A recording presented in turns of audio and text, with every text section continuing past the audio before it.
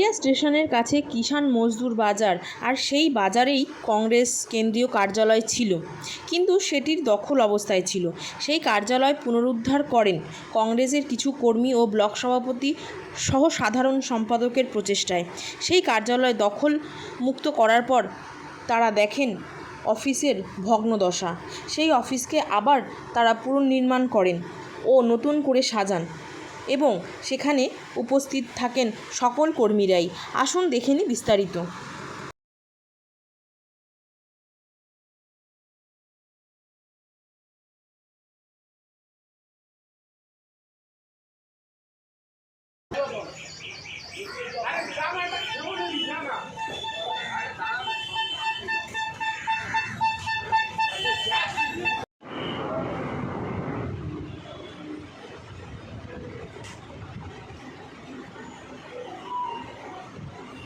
কর্মী সমর্থকেরা, তৃণমূলের কর্মী সমর্থকেরা বা বিজেপির কর্মী সমর্থকেরা কংগ্রেসে যোগদান করতে ইচ্ছুক, সেরকম কোনো ঘটনার সম্মুখীন হতে হয়েছে এখনো?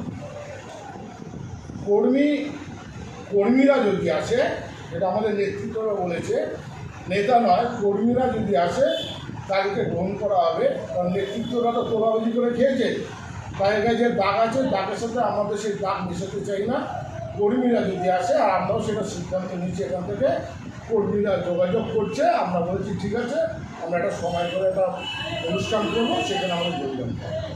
প্রদেশের না, একটা দল সংগঠন বাড়াতে গেলে কর্মী লাগবে, কর্মী আসছে মানে কংগ্রেসের ভালো শুভ লক্ষণ। কংগ্রেসের চাহিদা বেড়েছে, কংগ্রেসের চাহিদা বাড়ছে, মানুষ বুঝতে পারছে যে কংগ্রেসই একমাত্র বিকল্প, যে মানুষের সাথে পাশের থেকেই রাজনীতিটা করতে পারে, তার জন্য মানুষ আকৃষ্ট হচ্ছে আর কংগ্রেসের সামনে আসছে।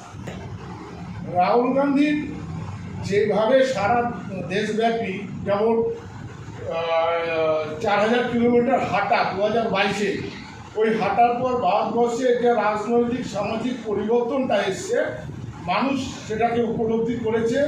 রাহুল গান্ধীকে এখন সারা ভারতবর্ষের যুব তো বটেই, এবং বয়োজ্যেষ্ঠরাও চাইছে রাহুল গান্ধীর মতো লোকই দেশের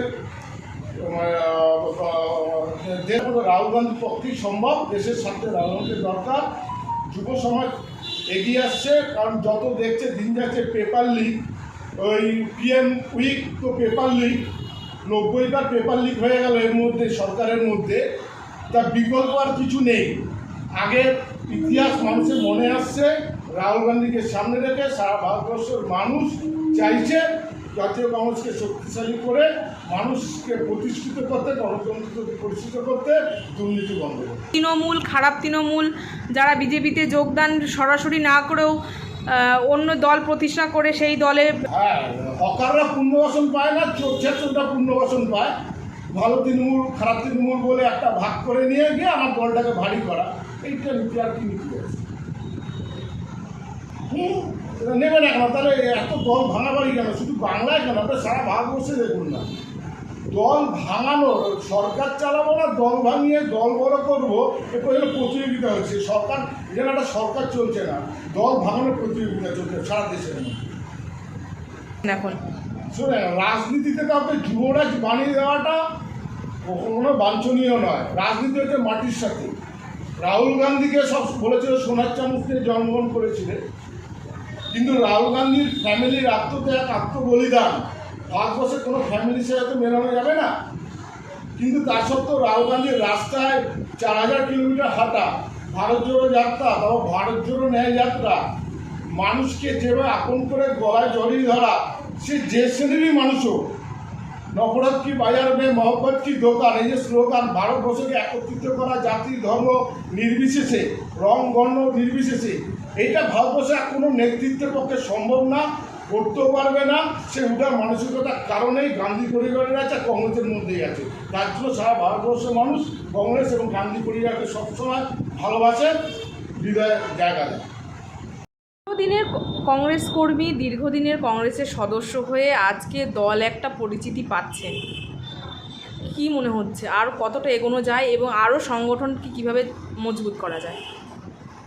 দেখুন, জাতীয় কংগ্রেসের কর্মী হিসেবে আজকে দলের যেভাবে হাত প্রত্যাঘাতের মধ্যে দিয়ে সেই ৭৭-এর পর থেকে জাতীয় কংগ্রেসের কর্মীরা রাস্তায়, মাঠে, গঞ্জে, গ্রামে, লোকসভায় বলুন, বিধানসভায় বলুন এবং পঞ্চায়েত, পৌরসভায় যেভাবে কংগ্রেস কর্মীরা এবং নেতৃত্ব যেভাবে দল সংগঠনকে মজবুত করবার জন্যে যে সবসময় আপ্রাণ প্রয়াস করেছে, তার একটা মানুষ বুঝতে পেরেছে যে আগামী দিনে পশ্চিমবঙ্গের বুকে অন্তত কংগ্রেসকে আবার সংগঠনে এবং কংগ্রেসকে মজবুত করে সাধারণ মানুষের একটা নৈতিক দায়িত্বের মধ্যে পড়ে আসছে।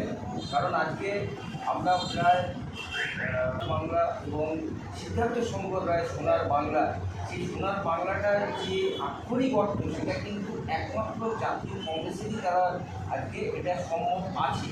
সাধারণ মানুষের মনে এখনও অবধি একটা চেতনা এসেছে, সরকার পরিবর্তন হয়েছে।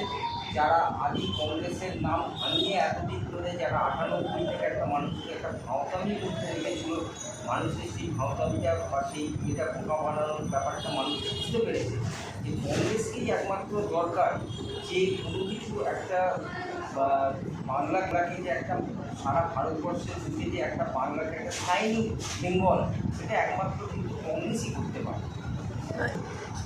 দেখুন, মিড ডে মিল প্রকল্পটা এটা ইউপিএ সরকারের প্রথম যে মনমোহন সিংয়ের যে স্পিচ ছিল সেই সময় আমরা পার্লামেন্টে এই মিড ডে মিলের বিল আমরা এনেছিলাম এবং অপোজিশনে যারা ছিলেন তারা এই মিড ডে মিলের বিরোধিতা করেছিলেন এবং সেখানে খাদ্য প্রত্যাঘাতের মধ্যে দিয়ে ভারতের জাতীয় কংগ্রেস শিশুদের কথা চিন্তা ভাবনা করে যারা কঠোরতম এই আন্তর্নীতি বা এদের এই মিড ডে মিলের নামে যে একটা শিক্ষার ক্ষেত্রেরও গৌরীকরণ করেছে এবং শিক্ষার মধ্যে মিড ডে মিলটাকে থেকে এদের যে একটা বৈদিকীকরণের ব্যাপারটা যেটা আনছে, তাতে দেখা যাচ্ছে যে আমার মনে হয় কোনো ধর্মীয় প্রতিষ্ঠানকে দিয়ে একটা সরকারের এই প্রকল্প চালানো আমার মনে হয় বাস্তবায়িত কথা হবে আমি বলতে পারবো না। কিন্তু এই ধর্মীয় সংস্থান আমার দেখা গেছে যে তারা বাংলাদেশেও কিছু কিছু জায়গায় বাচ্চাদেরকে তারা খাওয়াতো, সেখানে জাতি ধর্ম বর্ণ নির্বিশেষে সকলে আসতো, কিন্তু একটি বিশেষ সম্প্রদায়ের কোনো কিছু বিশেষ একটি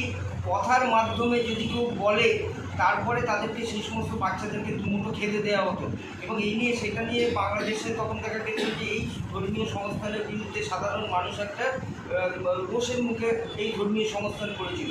আমার মনে হয় মিড ডে মিলটাকে সরকারি আওতায় রেখে শিশুদের প্রকৃত পুষ্টির দিকে খেয়াল রেখে তাদেরকে দেওয়া হোক, আমি এটা চাই। বিশ্বজিৎ কর্মকার, সোনারপুর উত্তর বিধানসভার ব্লকের কর্মী। সেদিন বলে মনে করা হচ্ছে, কারণ অনেক কর্মী সমর্থকেরা আসছে, জয়েন করছে। কি মনে করছেন এই যে দীর্ঘদিনের লড়াইয়ের পর যে এই সাফল্যতা কিভাবে দেখছেন?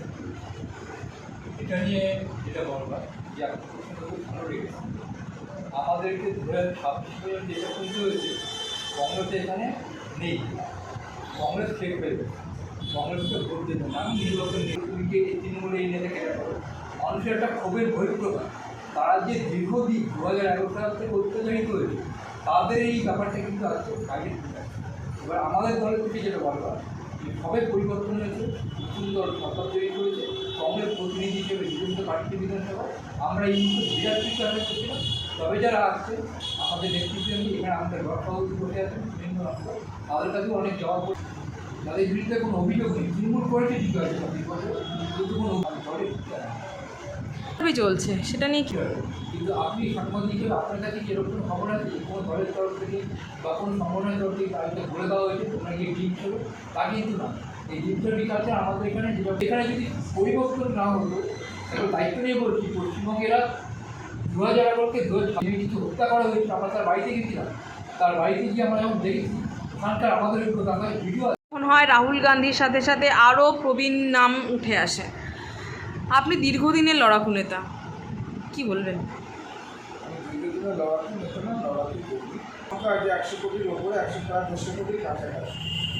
কংগ্রেস তৈরি হয়েছিল 1885 সালে, ব্রিটিশরা অতিক্রান্ত করেছে, তার নেতৃত্বে করেছে সমস্ত কিছু। আজকের আমার এই বার্তাটা কংগ্রেস নেতৃত্বের কাছে পৌঁছে দিতে চাই। এই কংগ্রেস তৈরি করতে গেলে কংগ্রেসের চিন্তাভাবনাগুলো স্বাস্থ্য সর্বক্ষেত্রে মমতা ব্যানার্জি অত্যাচার করে গেছে, তার জ্বালা যন্ত্রণা থেকে রক্ষা পাওয়ার জন্যই আজকের এই বিজেপি সরকার চেয়ে আমরা যদি সংগঠিত হই আগামী 1 থেকে 2 বছরের মধ্যে বা আগামী বিধানসভা নির্বাচনে আমরা বিজেপিকে ধরাশায়ী করতে পারবো। সামনে লোকসভা আছে, এর টাকা নিতে নারদা পুষ্করকে তিনি জড়িত ছিলেন, এটা অতিকল সত্য ছিল। শুধু শুভেন্দু অধিকারী কেন, অনেক রায়ও ছিল। যে সৌগত রায়কে আমরা বেহালাতে প্রশ্ন করেছিলাম দুর্গা ভবনের কর্মী সম্মেলনে, তখন আমরা জুতো ছুটতে বাকি রেখেছিলাম, কাগজ ছুঁড়ে হাতে যায়, সেটা ছিল বিরোধী। কংগ্রেসের এরকম মুখ্যমন্ত্রী আমরা বিগত দিনও দেখিনি, আগামী দিনেও দেখব।